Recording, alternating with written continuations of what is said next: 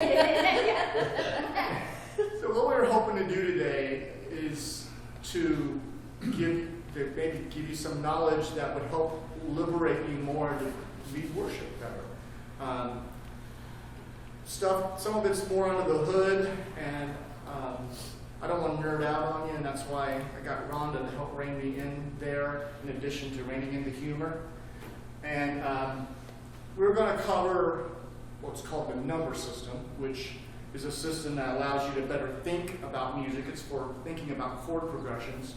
So if you don't play an instrument, hopefully you're interested in playing an instrument, and you'll get something out of it from that angle. But it's really kind of basic music theory stuff. But we're going to do that.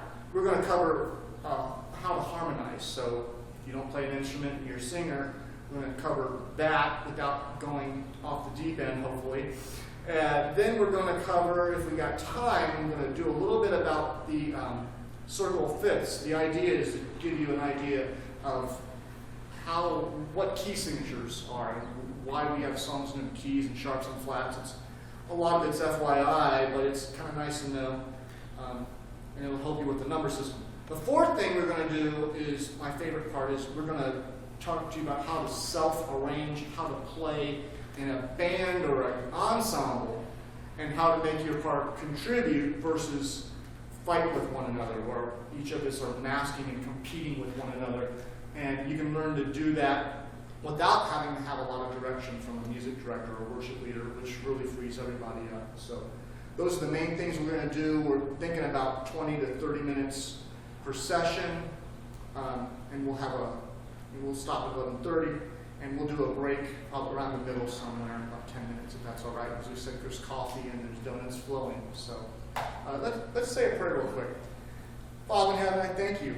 Thank you for these servants who are all called in their gifts and their talents to lead your people into worshiping you. And we just ask that you would just help us to be what you've called us to be, and that you would just give us ears to hear and the determination and the heart to take this stuff and run away with it, so that we can be better worship leaders for your kingdom and for your glory, and that we can be used by you. In Jesus' name we pray, amen. So let's get into it. I'm trying to use my phone for a remote, so let's see if that works okay. This first section we're going to talk about is called the number system. How many of you are familiar with the number system? I know one person is. Anyone else? That's all right. So the number system is a system that allows you to basically take chords that are in a song, and you think about them numerically instead of alphabetically. And there's an example of the song, That's How Great Is Our God. And we'll break it down a little bit. It's not rocket science, it's just a different way of thinking. And once you understand it, it'll empower you. I say that the number system will slice. It slices, it dices, it'll cut through quarters. And it does a lot of things to empower you. And a lot of people, when I ask them, if somebody's formally trained in music degree, will say, have you ever learned the number system? And they'll say, yes, but I don't use it. And I'm always like, whoever taught you the number system didn't teach you the value of it. Because most people think there's one thing that they think that you can use the number system for. Anybody have a guess? Well, I guess if anybody would know what that is, that'd be Molly, since you're the only one that has heard of the number system before. What would you think of as the reason you would use the number system? Transposing. What do we mean by transposing? Changing the key, yes. And I know we've had to do that many times where, oh man, the song's not in the key of the vocalist, we've got to change the key, transposing. So, that is one of the reasons that we would use the number system. But it's not the only one. The value of being able to change, or the thing that the numbers make easy, the reason that it's easy to transpose keys is because when you're thinking in terms of numbers, the numbers never change, even though the letters change. So as you'll see later, that's going to empower us as musicians to change keys. But that's not the only reason. And once you get all these other reasons in your head, then it becomes, oh, I really do want to learn this because now I'm empowered as a musician. So I've listed some other reasons. Number system will help you learn the functions of chords. If I'm playing like you want to play a G7 chord? Go ahead. I'll let you play. Go ahead. What? Yep. I'm muted. You go. Major. So, a dominant. Yeah. So, there we go. So that's a 5 chord. And that means nothing to you until you learn the number system. But once you learn the number system, it's like now I know how to use that, because it's one thing to get a chord, but if you don't know how to use it musically, it doesn't help you at all. So the numbers teach you how to use that fancy pants new chord you'll learn. It'll teach you how chords, you figure out what key the song's in. So if I see 2 letters or 2 chords in the song that are alphabetically next to each other, like F and G, F major, G major, I'm looking at the 4 chord and the 5 chord. If I count back 4 from F or 5 from G, I'm in the key of C major. I don't have to have any other music theory. I know what key I'm in. Why is that powerful? Well, as a musician, I know what scale to play. And the notes I didn't play are the bad notes. So I need to know the good notes so I know what notes not to play. So it helps you know what key you're in, which can help you with improvising and fills. You learn to see patterns in music. The numbers fall into patterns that you won't see so easily if you're only thinking in terms of letters. So some popular patterns would be like 1-4-5. You want to play a 1-4-5 and pick the key up here.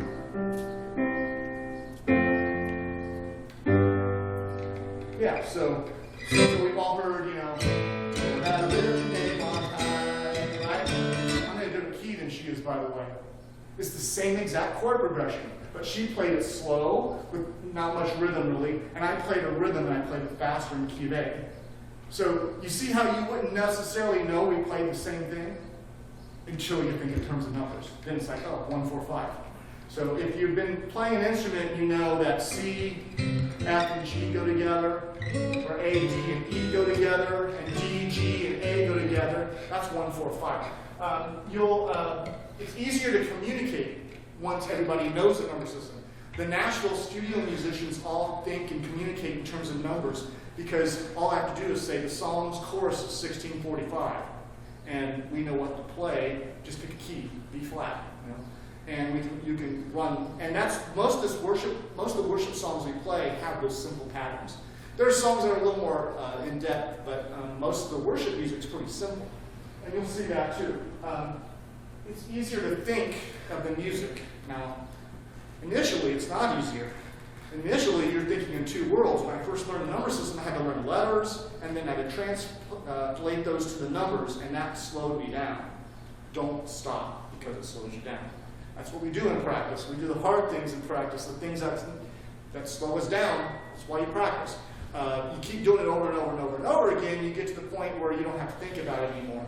And that's when you're liberated. And so actually do that. And then finally, you can recognize modulations, meaning we talked about a key. Sometimes songs change keys. Sometimes they'll do it permanently, everything lifts. Sometimes they'll do it temporarily, like 1 or 2 chords.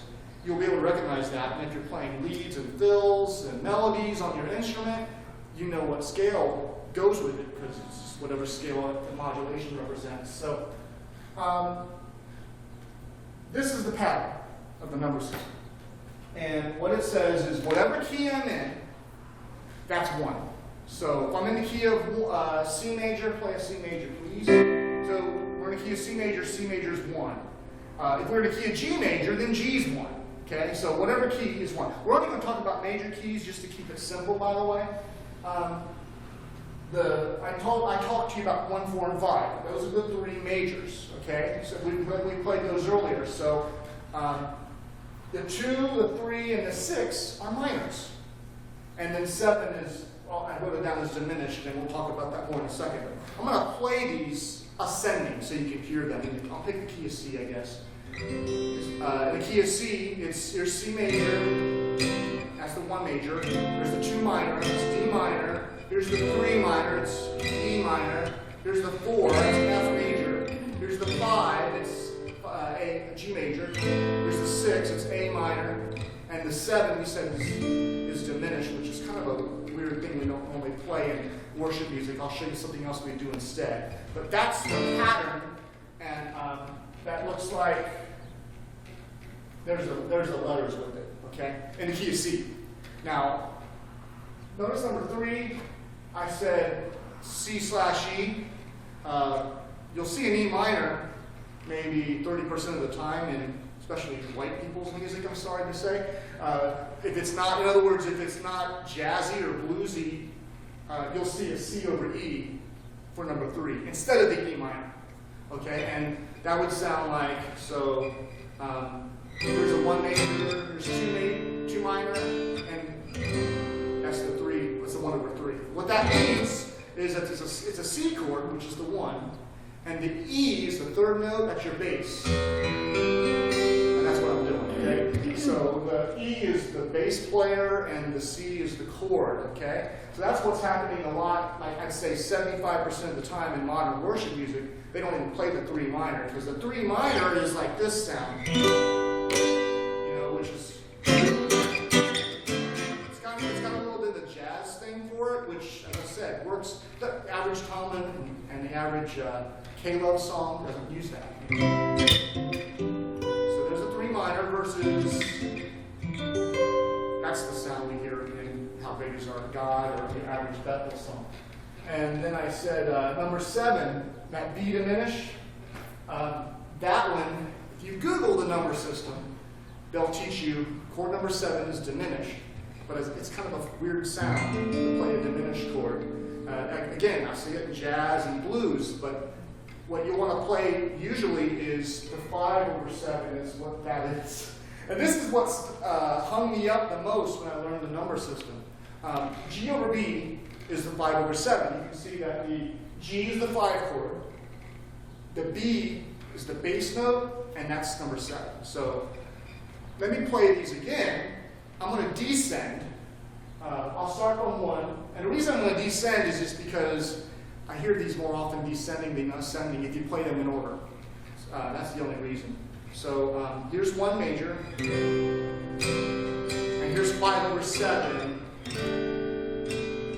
Familiar sound to this, right? 6 minor, A minor, and then the 5 chord. I'll play some fills. Just make it interesting. 4, and there's the 3, and I'll play the C over E, and then the D minor, the 2 minor, and then the 1. Notice how 1, everything sounds like we landed the plane.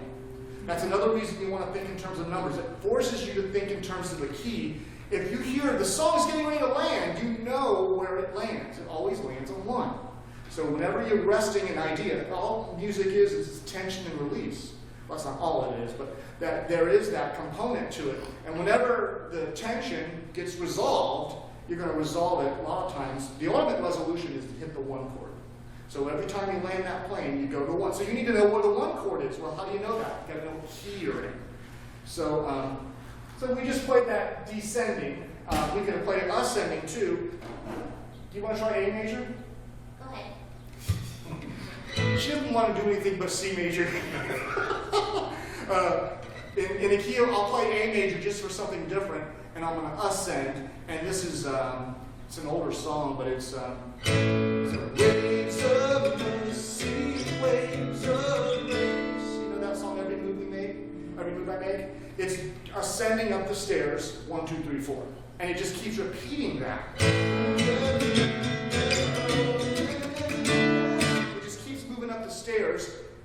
And most worship music is just 4 chords. So it's not like you're going to have to do all 7 of these in one song. You could, like a song like From the Inside Out, probably uses all 6 or 7 of them. But usually you're just using 4 chords. Crowder says 4 chords in a story is all you need for a good song.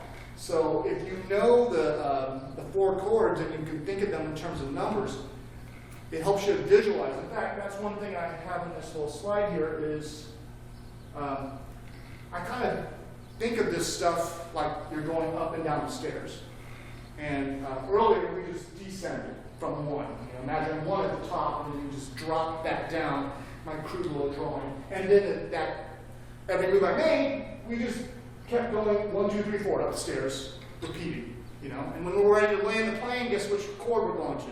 One. Yes, so you can start predicting where the song's going to go.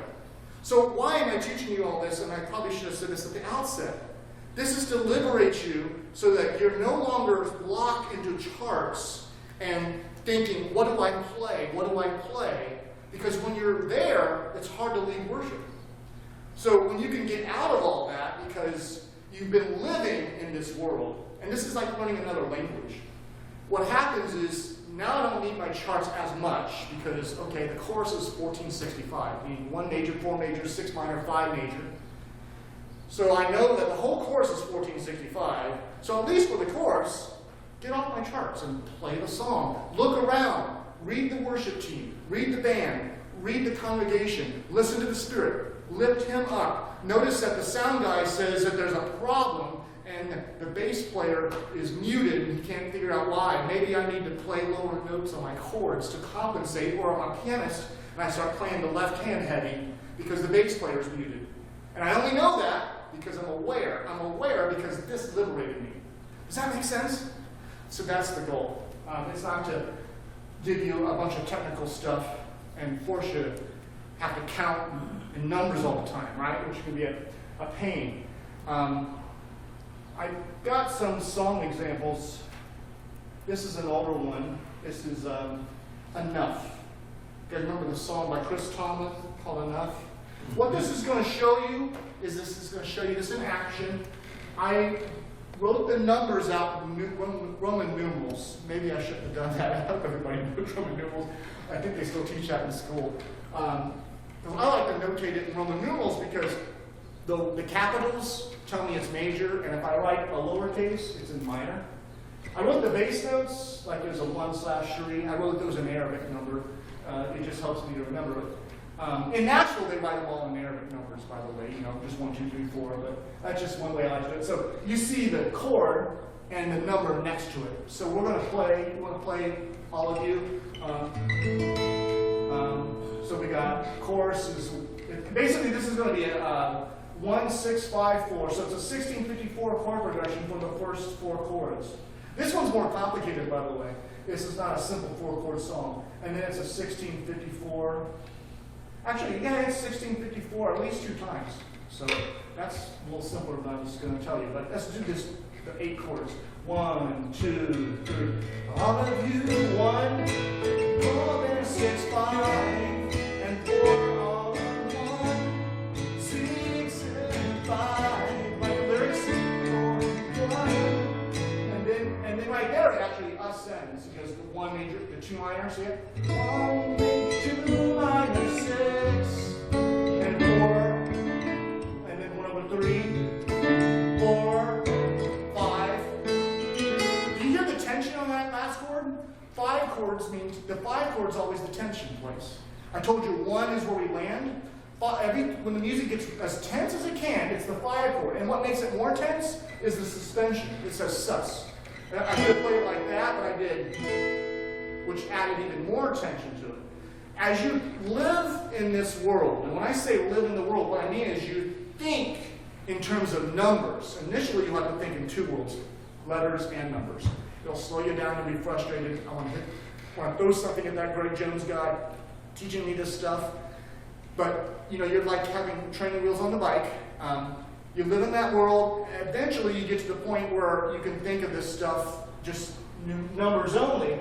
And you start to learn these little rules or patterns. Like I said, 1 chord's always resting. The 5 chord's always the place of most tension. Another thing you see is like there's certain chord patterns that happen all the time. Like in worship music, 1654, that's how great is our God. Want to do it, KC? So, how great, right?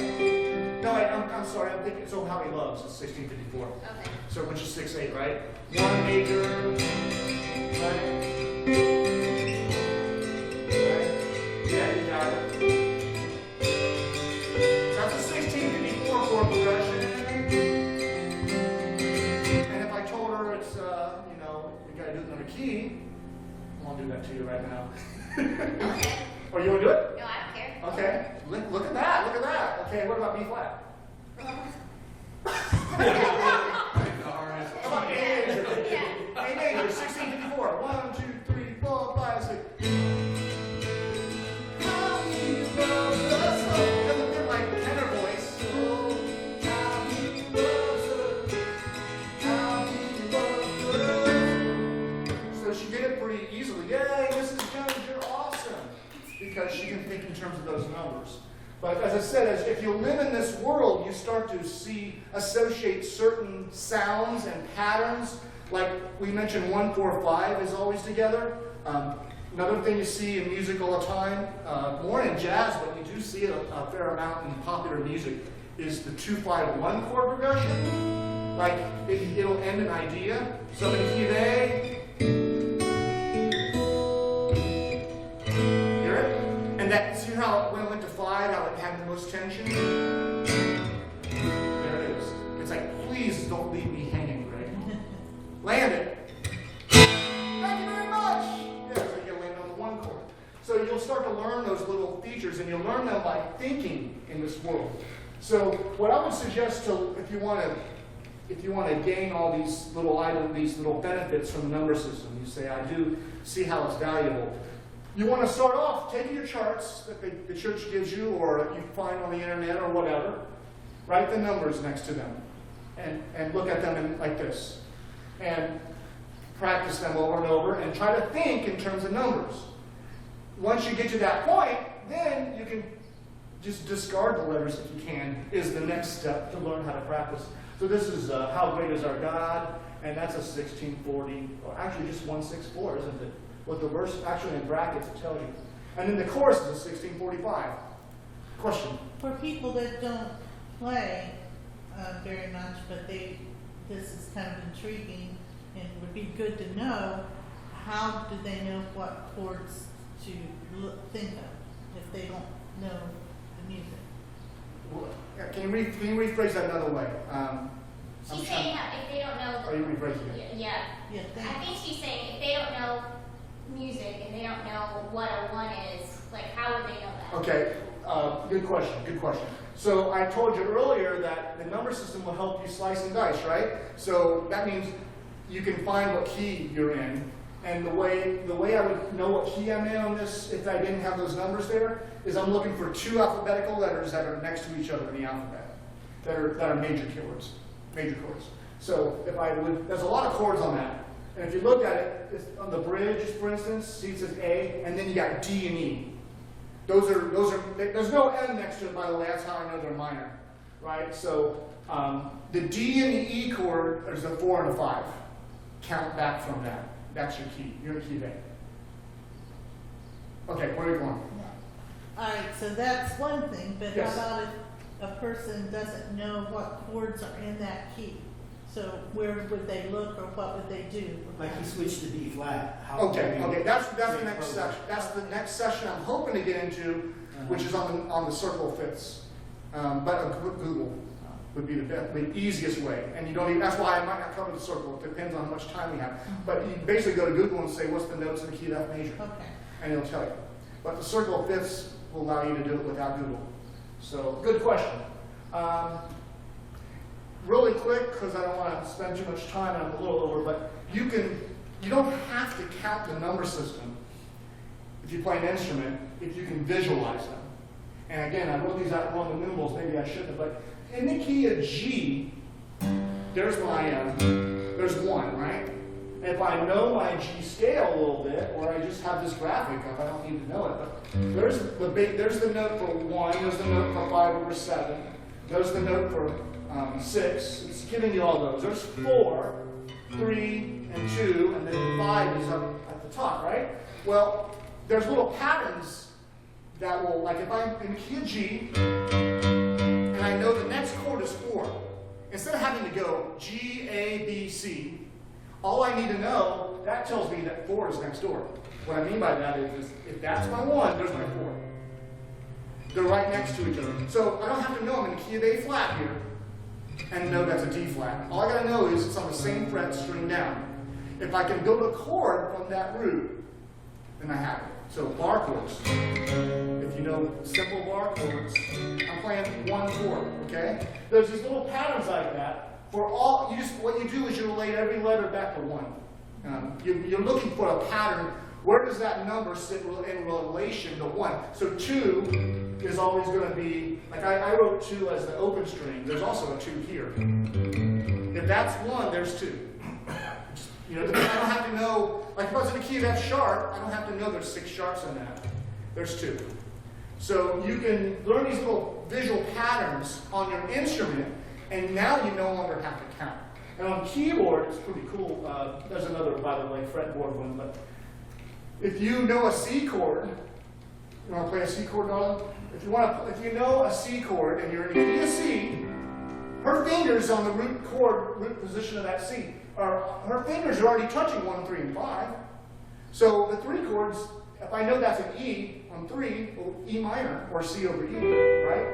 And if she knows what the 5 chord is, that's G. And if she needs to find a number that's not there, well, 6 is 1 above 5. 4 is between 3 and 5, 2 is between 1 and 3, and 7 is right below 1. You can find every number I call out to her. So imagine now that we've talked about, for instance, at this church going a little more in a charismatic direction and spontaneous improvisational. Imagine that we get to this place in the spirit where I turn to her and say, 4. Forget the chart. Hold the 4 chord. Now, she can do that because I can communicate with my hands instead of having to have a chart in front of her. If I say E and it sounds like D and it sounds like C and it sounds like B, I'm in trouble on a noisy stage, right? So she could hang on an F chord and we can just hang out here while maybe we're admonishing the congregation to sing in the spirit.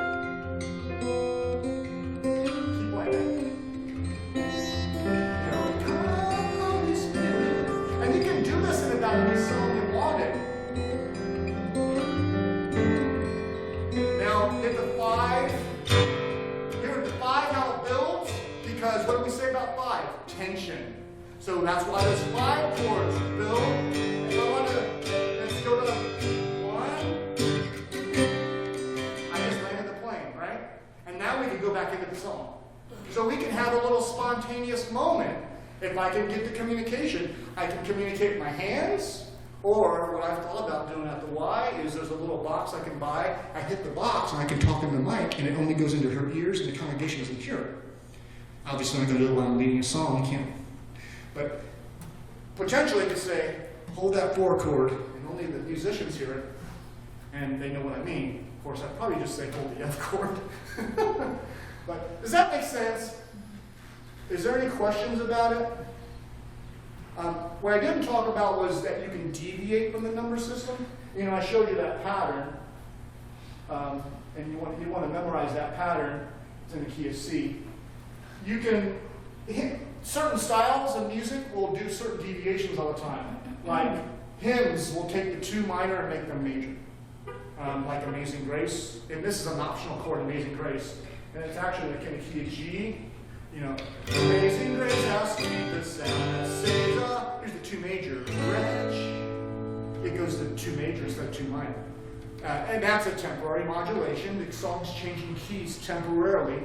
If you're playing a lead over that, you got to know what scale to play, so you have to know that, and the numbers tell you that easily, okay? So you can deviate from these. The Beatles had, one of their songs had a 4 chord that they made a minor. I'm trying to remember which one it is. I think it's life is very short, there's time. Fussing fine. No, that's not the one. Maybe it's Yesterday. Yeah, it's there's a 4 minor. Here I'll have a melancholy sound. You start to associate. If I want melancholy, 4 minor is melancholy. See? So you can associate emotions and feelings with these numbers. If you don't think in terms of numbers, the only way you do what I've taught you today is memorize it for 12 letters, 12 keys. You know, does that sound easy? So before you say, Greg, I don't want to learn numbers, I don't want to think in this world, it's going to slow me down, it's like riding my bike with training wheels, I was fine before. It's temporary. And this is just a life principle. that, you know, you get the head knowledge, and then it's time to apply it, and that's the hard part. It's time to do it, and that's hard. And they say typically 30 days, is that about right? Is about how long it takes to do something over and over before you develop a new habit.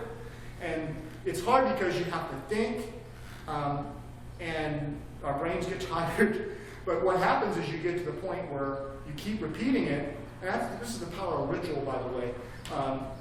You get to the point where you don't have to think about it anymore. I'm to the point where I sometimes forget the number system because now I don't think in terms of numbers. My hands know the patterns. So every once in a while, that's why it's good for me to teach stuff like this, because it forces me to think in this world again. Well, right, and I think for vocalists, I mean, if they hear a chord that is kind of sinister sounding, it's a minor chord. If they hear a happy Play chord, it, play it. so that's kind of happy. That's kind of invokes a little sadness, maybe. So, you know, minor. So anytime you hear something, you're like, oh, that's a minor chord. So. Yeah, that's good. That's good. Because I can assume. So, any other questions on this?